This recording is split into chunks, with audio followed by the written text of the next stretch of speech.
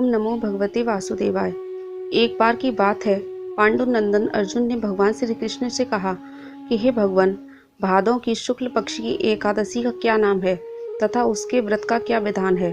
उस एकादशी के उपवास करने से किस फल की प्राप्ति होती है। हे भगवान, कृपा करके यह सब समझाकर कहिए। तब श्री कृष्ण ने कहा, हे पार्थ, भाद्रपद माह के शुक्ल पक्ष की एकादशी को जयंती एकादशी भी कहते हैं। इस एकादशी की कथा सुनने मात्र से सभी पापों का शमन हो जाता है और मनुष्य स्वर्ग का अधिकारी बन जाता है।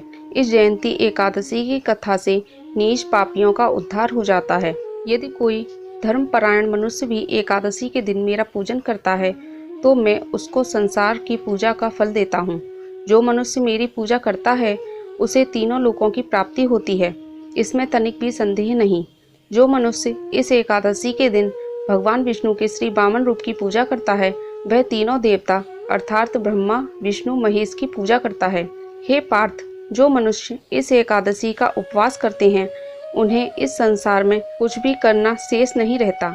इस एकादशी के दिन भगवान विष्णु करवट बदलते हैं, इसलिए इसे परिवर्तनी एकादशी भी कहते हैं।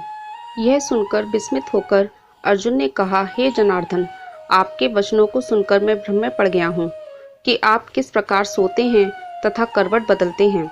आपने बलि को क्यों बांधा और वामन रूप धारण करने की क्या लीला की और चातुर्मास का व्रत करने का विधान क्या है तथा आपका शयन करने पर मनुष्य का क्या कर्तव्य है।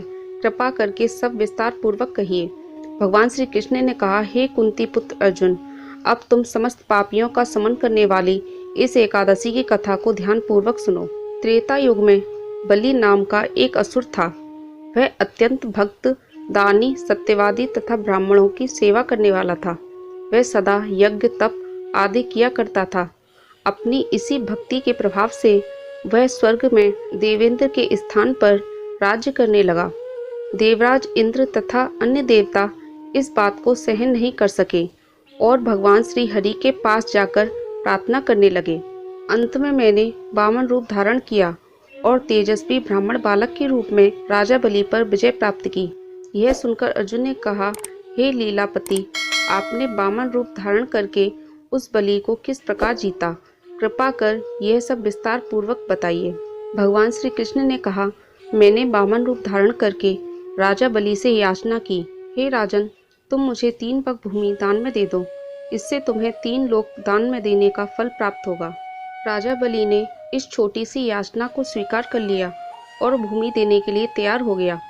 जब उसने मुझे वचन दे दिया तब मैंने अपना आकार बढ़ाया और भूलोक में पैर, भुवन लोक में जंगा, स्वर्ग लोक में कमर, महलोक में पेट, जनलोक में हृदय, तपलोक में कंठ और सत्यलोक में मुख रखकर अपने शीर्ष को ऊंचा उठा लिया।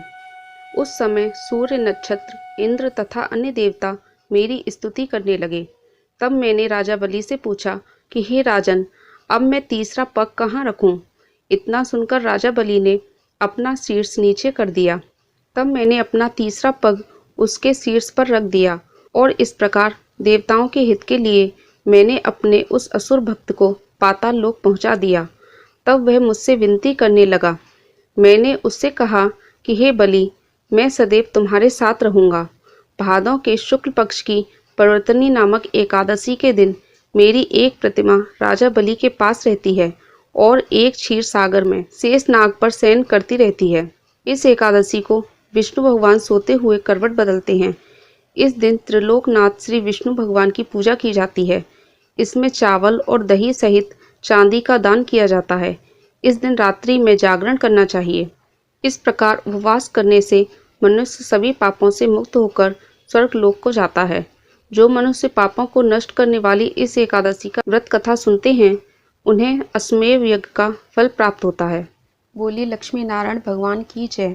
दोस्तों, अभी तक आपने अगर वीडियो को लाइक नहीं किया है तो लाइक कर दीजिएगा और चैनल पर पहली बार आए हैं और अभी तक चैनल सब्सक्राइब नहीं किया है तो सब्सक्राइब कर लीजिएगा।